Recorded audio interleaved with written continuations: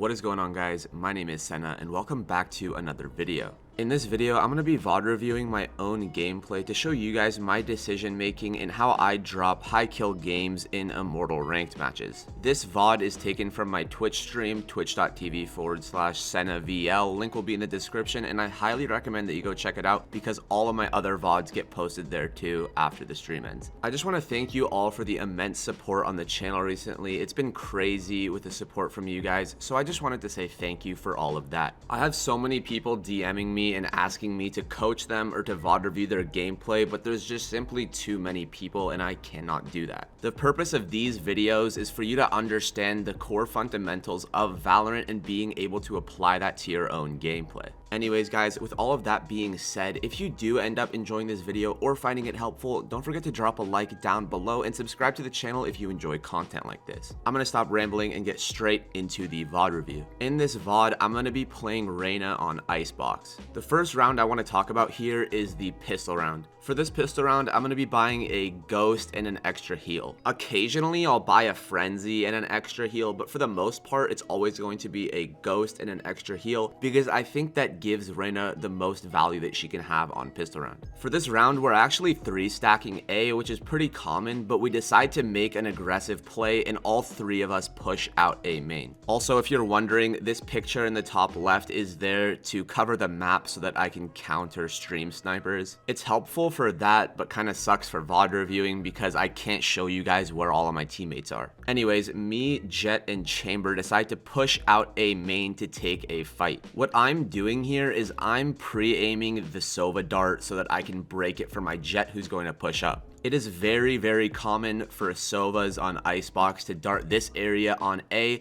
and I'm just pre-aiming it because I want my Jett to be able to push up without getting spotted. When the round starts, Sova does dart there, and I break it for my Jett who's pushing up pipes. Right after I break this dart, I go to hold belt. The reason why I decide to hold belt here is because I know my Jett and my Chamber are going to be pushing maze, so I want to make sure that we don't get pinched by these two choke points. The first thing that I want you guys to notice is how my Jett dies here without getting traded. Chamber TPs back on site and I run back through maze to go back site, and we are now at a man disadvantage situation. I'm aware of this and I'm desperately looking to get a pick here to even out odds, so I peek out from the left side of back site. I'm trying to just jiggle the angle to get information because I don't want to commit to a fight unless I see someone. I hear someone tap the orb, so I wide swing to try to get this pick. They end up not grabbing the orb, but I do spot one on top of pipes, so I instantly flick up to get this kill. What I want you guys to notice here is how I'm constantly trying to get picks. I'm never sitting backside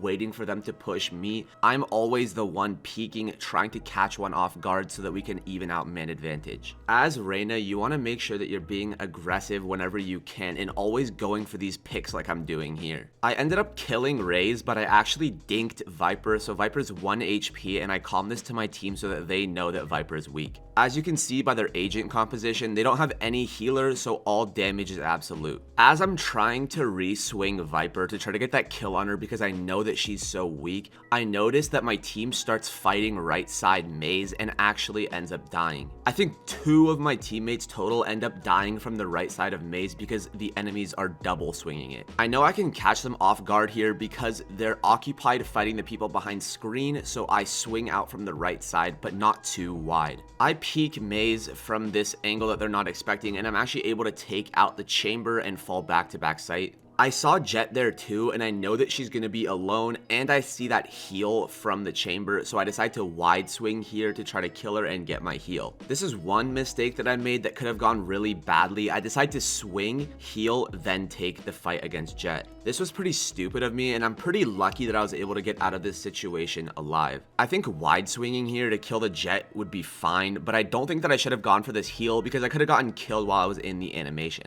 Luckily, this Jett whiffs, and I'm able to kill her, so I peek around the right side trying to take another fight. You could say that this playstyle is a little bit over aggressive, but I'm trying to take as many fights as fast as I can because I want to catch them off guard with my aggressive movement. It is now a 2v2 with me and Sage, and we are kind of pinned in this area behind site. I notice that my Sage is trying to cross over to Maze, so I swing to try to help her out, and unfortunately she dies, but I'm able to trade the Viper, which I knew was one shot. It is now a 1v1 between me and Sova to win the round. I immediately reposition to the wide angle back site so that I can catch him off guard. You could consider this an off angle because he'd probably have his crosshair closer to the left side of the box because that's where he last saw me, and he would have to flick or readjust his crosshair to my new position. He ends up making sound on the rope like he's gonna go up it, but this is so obviously fake because if he was gonna go up the rope, he wouldn't have made a sound here. I'm able to read this fake and I just keep my crosshair aimed behind the box. After I hear this, I start pushing up a little bit to try to get a better angle on him. This is one part that I would consider a mistake because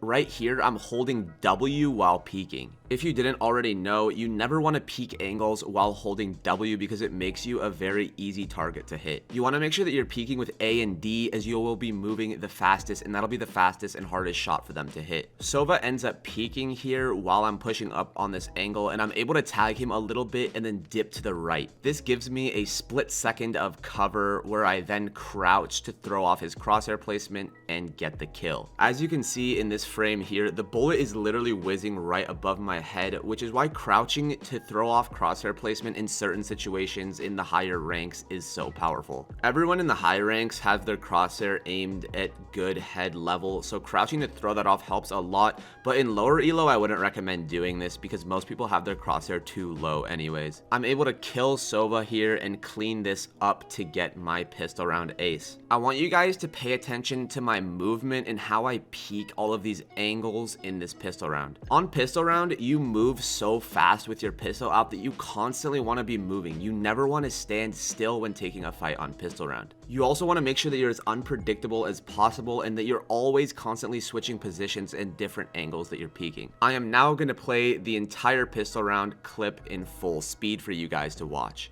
I'll break it. He's starting here probably, right? Flash out.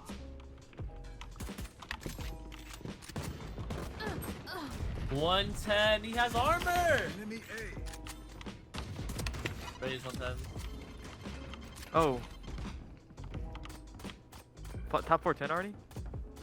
I think. Smoked off rafters. Viper's 1 HP. Viper's 1 HP. They're in. They're left on me in, I think.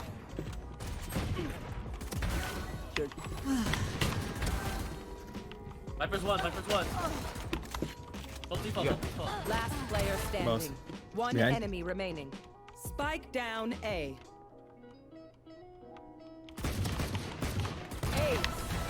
Oh. Let's go.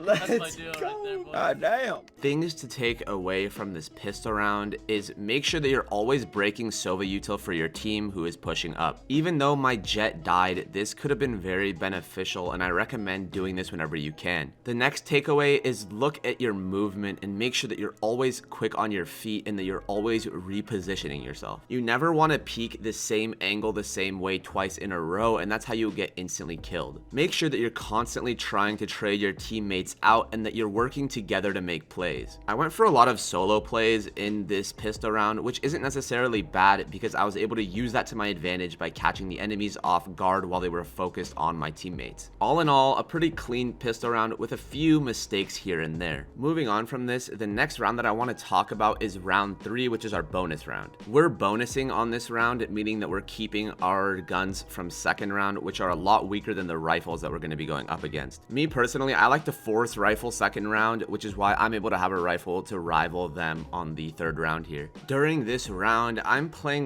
lower back sight and holding maze. Raze ends up doing this troll satchel and double satchels in with a shotgun, giving me a free kill. Viper ends up swinging from the left side of sight here and killing my breach, but luckily me and Sage are able to trade him out here. My Sage ends up dying from maze while I'm reloading, and I am now put in a 1v2 situation. This right here here is why I'm always talking about 1vx situations and why you need to have confidence in these situations here. My immediate thought process is I need to isolate 1v1s to take these fights. I know that Sova is mazed because he just killed my Sage, so I'm going to swing while he's alone and try to take him out. I end up swinging this angle wide, which catches him off guard, and I'm able to quickly take him out. I perfectly isolated this 1v1, and it's exactly what I need to try to clutch this round up. After I kill Sova, I'm pushing up behind screen to see the cross from maze onto site to try to get some information. Jet ends up holding this angle, expecting me to swing from here, and we trade a little bit of chip damage. I end up taking way more chip damage than I gave out, and I am now 36 HP here in this clutch situation. My thought process now is I need to find a way to catch this guy off guard in order to win. He plants the spike default, and I know that he's expecting me to reposition and go up rafters, which is why I push back through screen. I end up silently going up the rope, and I am now in a really good position to clutch this round up for us. The only issue is I have no idea where he is. Watching this VOD back, I realized how obvious it was that he wrapped back sight, but in the moment I wasn't able to tell. I end up clearing all of these angles underneath me, but it's kind of sloppy because he could have swung me from back sight at any time. I end up taking the rope to top 410 to try to get a better angle on him, hopefully wrapping around the box. I end up seeing him wrap around the box back sight, and I am so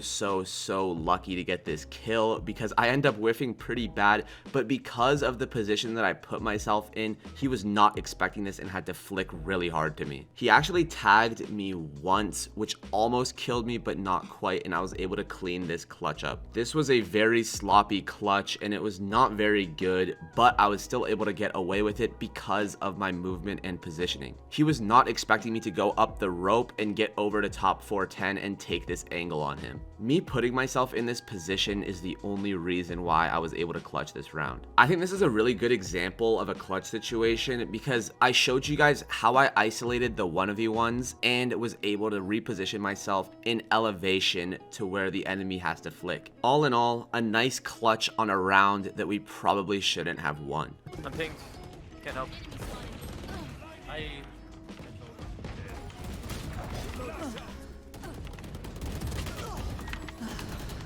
One more left side. One swinging left. Reloading. Both Last face. player standing. One enemy remaining.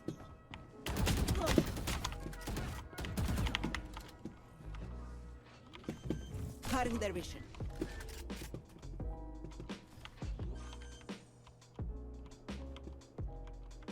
Spike planted.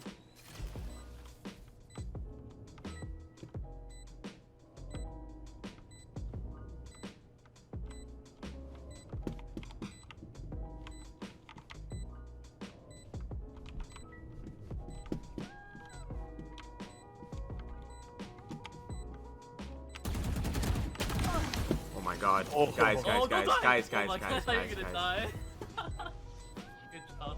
The next round I want to talk about here is this round where I decide to play extremely aggressive. I'm playing B main here, and what I like to do typically is walk on the left side to try to get one and get out to get us man advantage. I end up pushing pretty far on the left side of this box here and don't see anyone, so I see this as a perfect opportunity to flank. As I push up here, Chamber is actually holding me in garage, but I'm able to quickly flick to him and take him out. This Chamber honestly should have killed me, and I don't know how he didn't, but I'm very lucky that I got this kill. After I get this kill, I keep pushing up B main to try to see if I can catch someone else. I end up spotting this Viper on this elevation, which I'm able to flick to, and she actually has bomb, and then I quickly take Jet out afterwards as well. We now have control of bomb and pretty much the entirety of their spawn, so we're basically in a very good situation to win this round. I was honestly really feeling it this game, and I was really confident taking my fight, which is why I pushed up B main because I knew I could win my aim duels. I also knew that because I was on Reyna, I would be able to get away with doing this, but it was a risky play nonetheless. It's quiet. They're scared of me. Nothing now. be long. They're actually scared of me. Hey. I'm gonna pick mid. Arena's just pushing because he doesn't give a shit. Jesus. They- Yeah, guys, they go went away. mid. They could be under mid. Oh. One enemy remaining. Oh. Spike down. Attacker spawn. Guys, I want to play. The last round I want to talk about here is a round where I made a mistake that costed us the round. This round we are attacking and we decide to push A. When we push A, what I like to do a lot of the time is go up belt and try to take an early fight, and if they're not there, then I'll take the zip to top pipe. I end up peeking top site in 410. I don't see anyone rafters, I don't see anyone top site, so I assume that most of this is clear, so I go to reposition. I do a quick little rope jump here to get on top of pipe, and then I'm able to take a fight against this Sova who is peeking maze. I end up taking him out, and now I know that I'm in a very good position on top of pipe here, so I swing around the left side to take another fight. Raze ends up peeking me from maze again, and I'm able to take her out, so we are now in a man advantage situation. It is now a 4v2 against this chamber and viper. I'm just sitting on top of 410 here, chilling in this angle to try to catch someone off guard who might peek. My breach ends up dying here, and in my head in this situation, I'm thinking, okay, it's a 3v2. I should probably play back off of this angle because I don't want to give up that man advantage that we have. I end up falling back to A main because we have bomb down and we can just hold it from main. Sage ends up killing one here, and we are now in a 3v1 situation, which should be all in the bag for us. Sage ends up pushing maze here a little bit, and it ends up getting her killed, which is not ideal. Me and Chamber are now in a 2v1 against this Viper. My teammates are telling me not to peek, but I don't listen to them, and I peek anyways, and I end up dying. I was such a free kill for this Viper because this angle that she has is so much better on me because she's higher up. She ends up ulting on the bomb at the same time that she taps, so the tap sound is masked, and we end up losing this round. The only reason why Viper was able to ult on the bomb here is because of the kill that she got on me. It was my fault that we lost this round, and I played it out very poorly. Even though I entered into site and got 2 picks for us, that doesn't mean that it can't be my fault that we lose a round. Just because you had a lot of impact in a round doesn't mean that it can't be your fault that you end up losing it. I recognize this and apologize to my team for making a really bad play that ended up costing us the round. Brain can get accustomed with your sense because it's all muscle memory. Aim is like a majority muscle memory. Nice.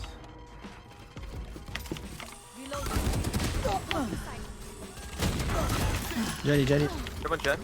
DTP. I dashed into the Roomba.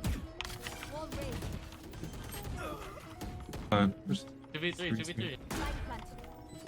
I think I'll Raptor. One Raptors. One spawn, one Raptors. He dropped. Don't peek it. He did some peeking. One enemy remaining. Yes.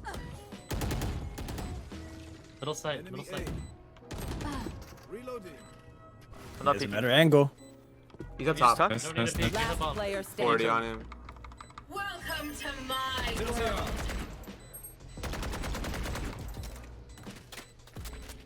Clutch. That was my fault, sorry. Right. I shouldn't have peeked. Sorry. In the end though, we end up winning this game, and I end up dropping a 30, which is all due to my movement, aim, and positioning. In this VOD review, I showed you guys my thought process when I'm in these clutch situations and in these fights, and why we were able to get so much momentum early on by my clutching abilities. I was in a lot of clutch situations this game, and I think that if I wasn't able to win these clutches, it could have given the enemy team a lot of momentum to work with and possibly win the game. I wish I was able to go into more detail, but I don't want this video to be super long, and I wanted to make sure I covered as many different topics as I could. I hope this video gives you a better understanding of how I like to play in my aggressive playstyle. Everyone's playstyle is different, but it's good to pick up on other things that other people do and incorporate them into your own playstyle. I learned a lot of my movement from watching Asuna. I think he's one of the best duelists in the game, and I think that I've learned a lot from him. Anyways guys, I hope this video helped you out and you were able to learn something from it. Improving and getting better at Valorant takes time, and as you can see from this VOD, I still make a lot of mistakes. If I want to improve at the game, I need to make sure that I'm fixing these mistakes and always being mindful of them. No matter what level you are or what rank you are or how good you are, there's always room for improvement, and you never want to be satisfied with your skill. Grinding to improve at Valorant and then seeing that hard work reflecting in your gameplay is something beautiful and something that I want everyone to experience. Anyway, anyways, guys, I hope you enjoyed this video and found it helpful, and if you did, don't forget to drop a like down below and subscribe to the channel for more content just like this. I have a community Discord server. It's super chill and everyone is friendly there, so if you want to join that, the link for that will be in the description below. Thank you for watching this video, and I hope that you have a great rest of your day. Peace out. I feel myself, I'm zoned out, conversations droned out, I don't really know what's being said.